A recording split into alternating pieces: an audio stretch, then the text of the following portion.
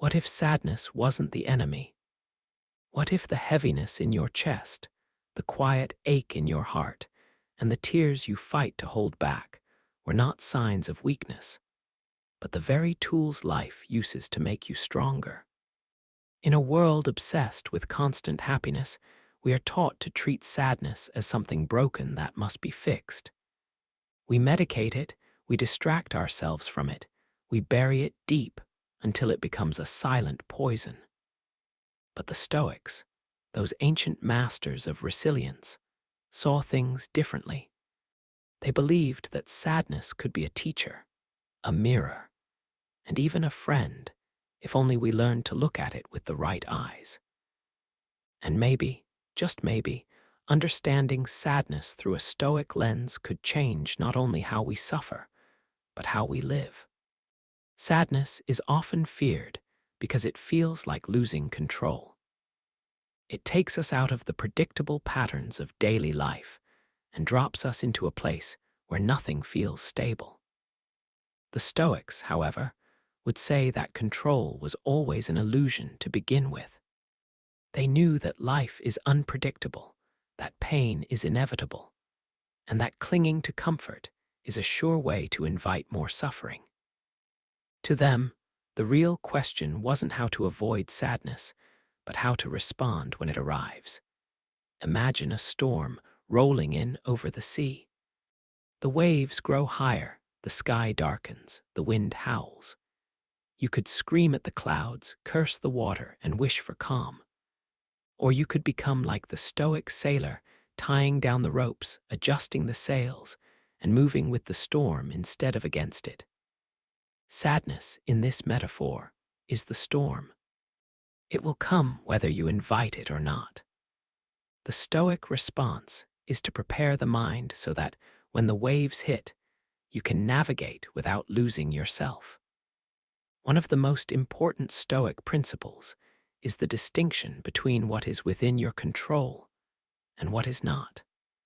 Your control lies in your thoughts, your judgments, and your actions. Everything else, other people's opinions, the weather, the passage of time, even the fact of your mortality, lies outside it. Sadness often arises when we try to control the uncontrollable. We grieve because something slipped away. After all, life didn't align with our expectations. The Stoics would gently point out that we never truly owned those things to begin with. Marcus Aurelius, the philosopher-emperor, wrote in his Meditations, "Do not let the future disturb you. You will meet it, if you have to, with the same weapons of reason which today arm you against the present." He was speaking of fear, but the same applies to sadness. The weapons of reason, clarity, acceptance, self-discipline are our anchor. They don't erase the pain, but they keep us from being swept away by it. It's important to understand that the Stoics were not cold, emotionless statues. They felt deeply. Seneca mourned the loss of friends. Epictetus spoke of the bonds between people as being among the greatest treasures of life. But they refused to let grief dominate them. They practiced the art of premeditatio malorum, the premeditation of evils, imagining loss before it happened, not to dwell in negativity, but to remind themselves that everything is temporary. By rehearsing the possibility of loss, they made the shock of sadness less paralyzing when it inevitably came. Think about the last time you were overcome with sadness. Perhaps it was the end of a relationship, the passing of someone you loved, or a dream that collapsed before it could take flight. In that moment, your mind likely replayed the past, clung to what-if scenarios, and wrestled with the unfairness of it all. The Stoic would acknowledge these thoughts, but they would also remind themselves that the past is beyond reach, the future is unknown, and only the present moment can be shaped by reason. There's a kind of liberation in this. If sadness no longer feels like an enemy to be defeated, but a natural signal from the human condition, then we can stop wasting energy resisting it. Instead, we can learn from it. Sadness can point to what we value most.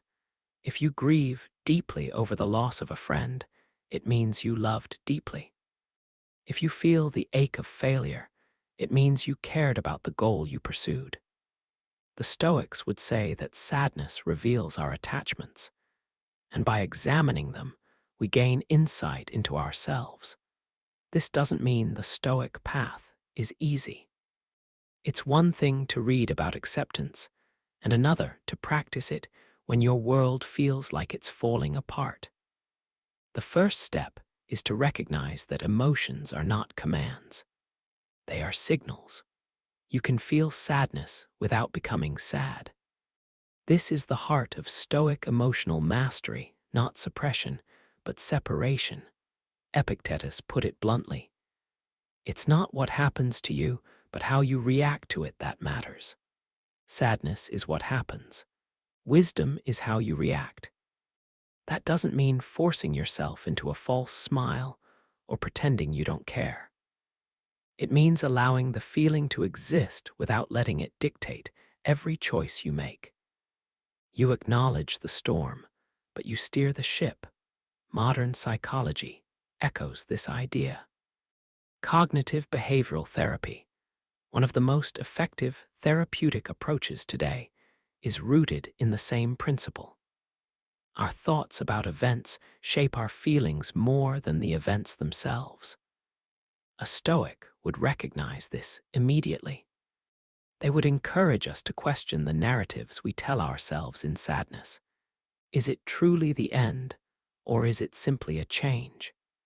Is the loss total, or is there something new it makes possible? By shifting our interpretation, we shift our experience. The Stoic also knows that sadness, like all emotions, is temporary. Marcus Aurelius often reflected on the impermanence of all things, empires, seasons, human lives, even the stars. He saw this not as a reason for despair, but as a call to gratitude. If nothing lasts forever, then every moment, even the painful ones, has a strange kind of beauty. Sadness reminds us that we are alive, that we have loved, that we have invested pieces of our soul into the world. In a way, sadness can be proof of a life well lived. The person who never feels it is either profoundly lucky or profoundly disconnected. The Stoics would argue that to live fully is to accept the full range of human experience, not just joy and triumph, but also sorrow and loss. They saw life as a constant exchange, a giving and taking, a flow in which nothing can be permanently held. This acceptance does not weaken us. On the contrary, it strengthens us. When we stop demanding that life be free of sadness, we stop being shattered when sadness appears. We begin to meet it with calm curiosity, asking, what is this feeling trying to teach me? Where does it point? What can I become through this? Sadness can be a forge. It burns away illusions.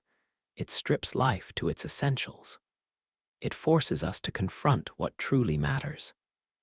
And in that stripped-down state, we sometimes discover a clarity that joy cannot give. The Stoics sought clarity not by chasing pain, but by refusing to run from it. They knew that only in facing what we fear can we free ourselves from it. If you can see sadness not as a punishment, but as an inevitable guest, you can prepare for its visits.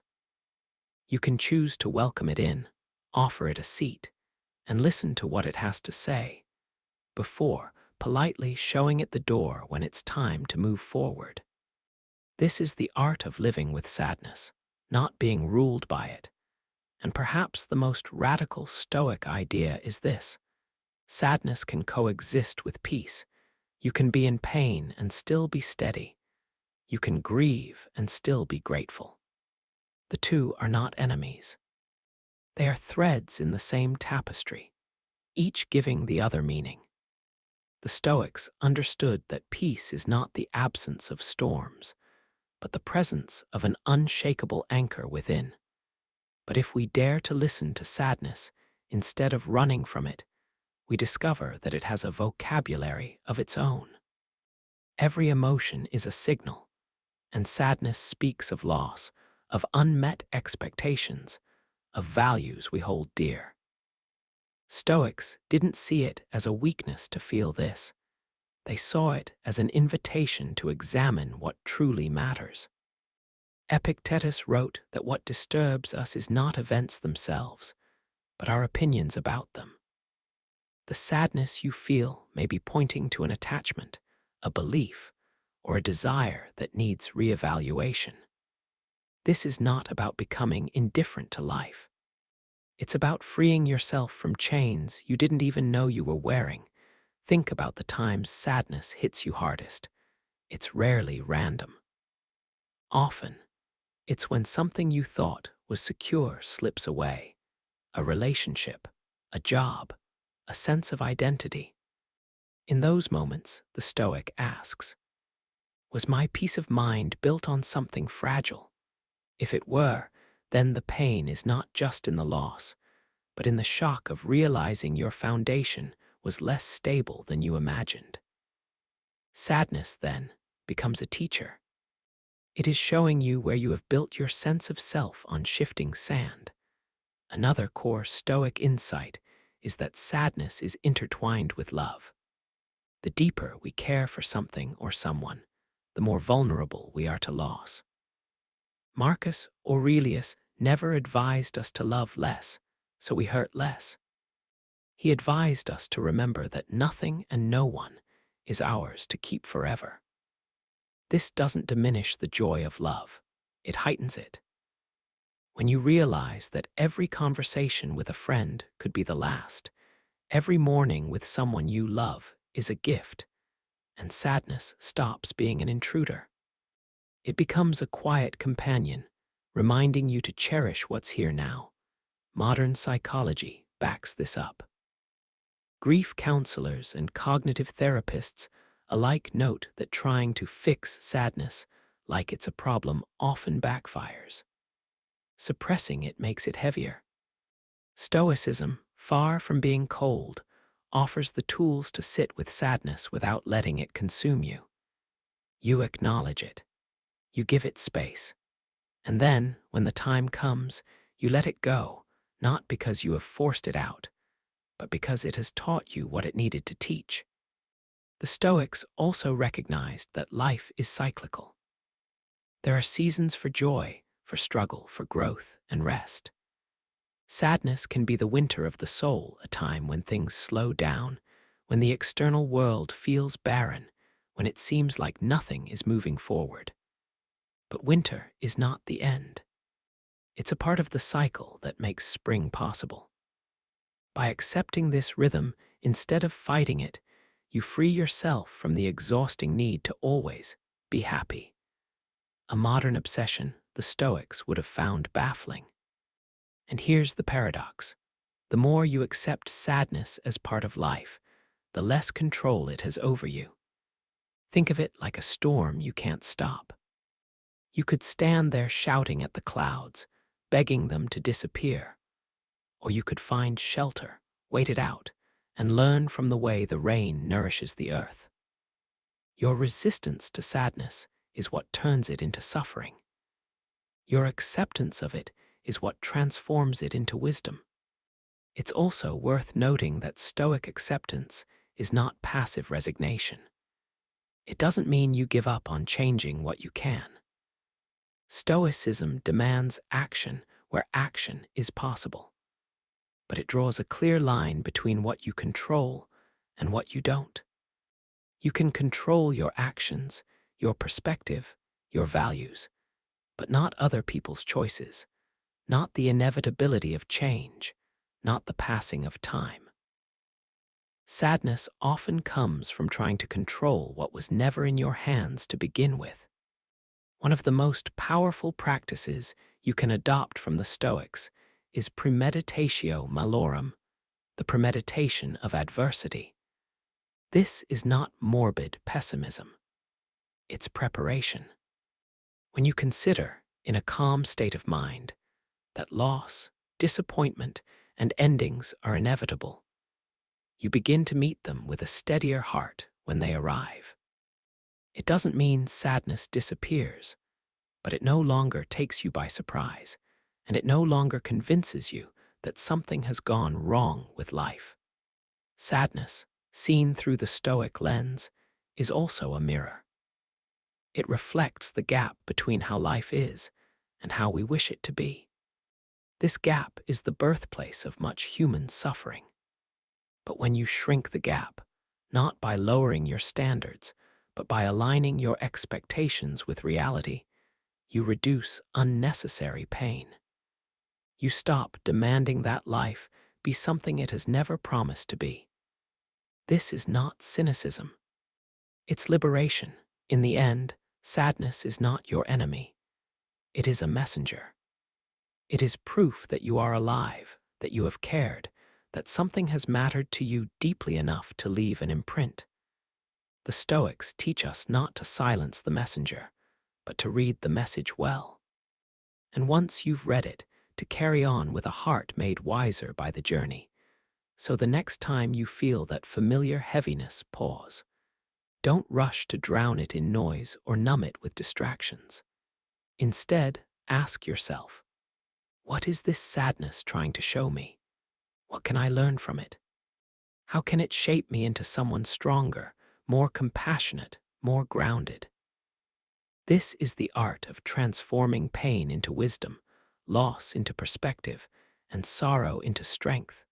The truth is, sadness will visit you many times in your life, but it does not have to own you. By embracing the Stoic way, you learn to meet it with dignity, to walk alongside it without losing your balance, and to part with it when it's time, grateful for what it has taught you. What about you? How has sadness shaped you?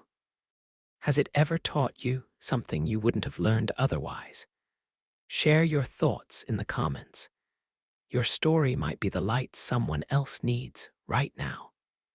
If you found meaning in this message, give it a like and subscribe for more explorations into the philosophy that makes life not just bearable, but profound. Remember, life is not about avoiding the storms. It's about learning to dance in the rain.